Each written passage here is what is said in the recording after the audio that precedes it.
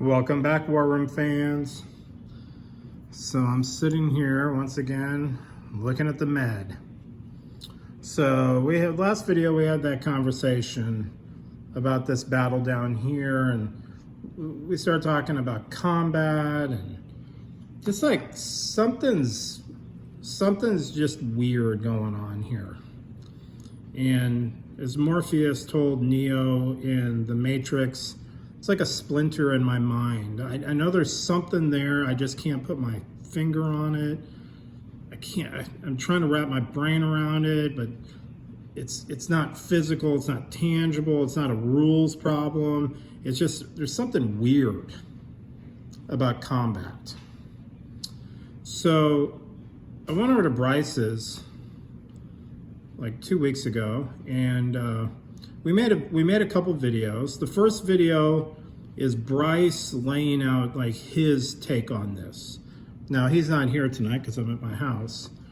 So I'm gonna upload this video, and then after this I'm gonna upload Bryce's so you can kind of hear his take on this weirdness about combat and like expected casualties and what's going on. And I've been really thinking about it for about 2 weeks now. So what I'm gonna do is, I'm gonna kind of split this up a little bit. I'm gonna have a couple segments. I'm gonna have one about mono stacking. Now I'm gonna try to keep these things relatively short. I don't want these to turn into long drawn out things. It's just things that are bothering me. This splinter in my mind concept. Lay it out, see if you guys agree or disagree with me, or try to help clarify. So I'm gonna do a little segment on mono stacking and my philosophy on mono stacking. I also want to talk about the combat system, but very specifically about force advantage and how we can improve the game. And I think it starts with, I think there's something, one of the things I think is kind of bugging me about it is I do think it is a mechanic of the combat, and I think force advantage is probably at the center of that conversation. So I think we need to start with force advantage and work our way out from there. One of the things is, and I'm gonna lay out some ideas I have about ways to improve the game. I use the word improve the game is because one of the things, like when I was talking to Bryce, is we have to remember we're playing first edition War Room. This isn't a polished game yet. There's still certain things, the core is great, but there's things around on the edges of the game that seem to be, we can improve them. We can make them better.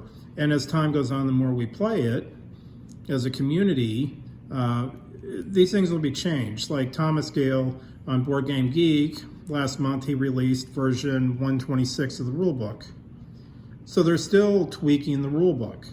Little things at the edges, making it better. For my guys who on channel who play Axis and Allies, one of the things we have to remember is when we play Global 1940, that's not version 1 of Axis and Allies. That's like version 12. Axis and Allies, the original edition, is nothing compared to what 1940 Global is. 40 Global is considered like the pinnacle of the Axis and Allies family of games. It's finished, it's polished, everything has been hammered out. All the little things at the periphery of the game have been hammered out. We're not even there with War Room. The developers are still working on concepts. They're still trying to improve the game. I know they're getting feedback on Board Game Geek. I know they still have their playtesting group doing things, trying to figure things out. And so I personally would like to think that when we talk about it on channel, when I make these videos, that I know this isn't just going out into the void. There are people who watch this that actually can change the game. I can't. All I can do is give feedback, give them my opinions or thoughts, and if something catches their fancy and they look into it, hey, it makes everything better for everybody. So that's where I'm coming out with these next couple of videos. I just think there's something, it just doesn't sit right, the way the combat is working. I'm not saying it's broken, it's just we got to work it out a little bit.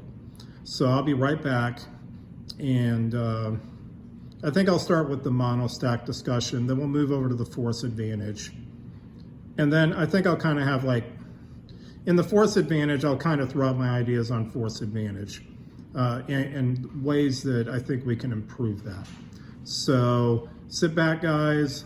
The next video is gonna be like an 8-minute video of me and Bryce, but it's primarily Bryce talking about his thoughts and ideas. Be right back. Bye.